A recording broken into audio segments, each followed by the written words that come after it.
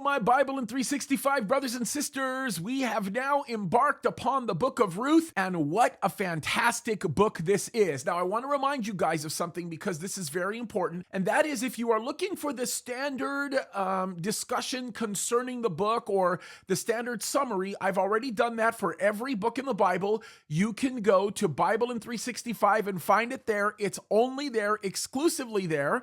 Also want to mention the fact that I am doing a 20-part series where I'm teaching through the Bible from cover to cover. You can find that, of course, at my YouTube site. You can also find it at jamescadiz.com. We are going through that right now as we speak. But what we are doing here is we are going to point you out to very specific areas from within these books that will broaden your familiarity with the Bible as a whole. And the idea is as I explain some of these things, it will sort of point you in the right direction to do some homework and gain more biblical knowledge about all of the things that connect to one another, because yes, the Bible indeed does have a lot of connections to itself, and it's pretty amazing. So when we look at the book of Ruth, we start off in the city of Bethlehem. Now we would say Bethlehem, and this is very interesting because we look at a couple who get married, Elimelech and Naomi. Now they are very, very interesting people because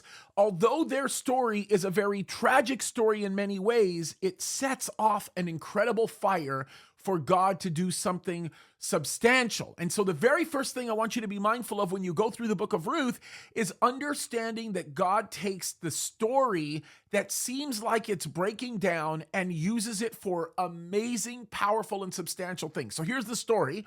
Elimelech marries Naomi, and they have two sons. Now the two sons marry two Moabite women. Now, the reason why they marry Moabite women is because they had to leave Bethlehem because there was a famine in Israel, and they moved to Moab. So, of course, it is interesting when you look at Moab, they were distant relatives of Israel. There's a long story to that.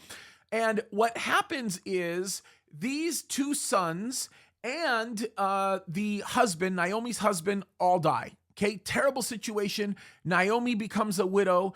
And of course, one of the women that becomes a widow, Ruth, which would have been Naomi's daughter-in-law, actually said that she was going to stay with her mother-in-law. Now, this is very interesting because the other woman, kind of sounds like Oprah if you think about her name, she decides that she is going to go back and try to start a new life, marry a new husband, and there's nothing wrong with that. But Ruth says, look, I'm going to go where you go. Your God will be my God. And something pretty substantial happens because in that, Ruth meets the person that she ends up marrying, and what comes from that is remarkable because the line of King David actually comes as a result of it, because Ruth and her husband Boaz have a child by the name of Obed, and of course Obed happens to be the father of Jesse, and Jesse, of course, happens to be the father of King David. Now, there's a pretty amazing connection there that you can spend time looking into, but there are two things that I specifically want you to explore here.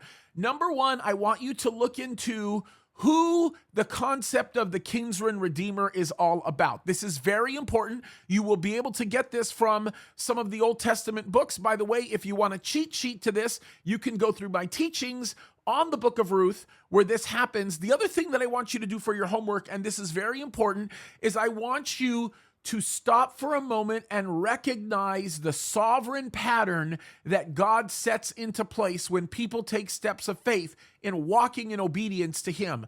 Because God undoubtedly did something miraculous with Ruth, and it's also interesting how the joy of the Lord was also restored to Naomi as a result of what God did in the situation of something so terribly tragic. So this is a great one, and if you are single and you are watching me right now, this is a must. This book is a must, and the homework assignment that I would give you is to listen to my Bible studies that I do on this, because I think it will absolutely change your life. By the way, when I last taught through Ruth, I was actually a single man, which I think is going to have a whole lot more meaning to you in many ways, and God did something substantial in my life, obviously, in that I've been married to my beautiful wife for over 7 years, and we have 3 amazing children, and God has done such a great work. But the reality of all of this centers around God's sovereign hand, and that is your homework assignment. Look into that because there are great connections. Of course, the greatest of all connections I gave away, and that is the line that leads to King David. And of course, that leads to other things, but you have it all right there. All right, you guys, God bless you.